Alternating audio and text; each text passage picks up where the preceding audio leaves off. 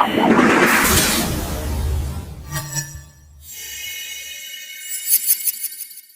যুবককে পাবনার সাধুপাড়ায় পূর্ব শত্রুতার জেরে রায়হান শেখ আকাশ নামে এক যুবককে কুপিয়ে হত্যা করা হয়েছে।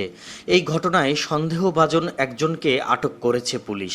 বুধবার রাত 1টার দিকে সদর উপজেলার দোগাছি ইউনিয়নের দক্ষিণ চর সাধুপাড়া ব্রিজের পশ্চিম পাশে এই হত্যাকাণ্ডের ঘটনা ঘটে।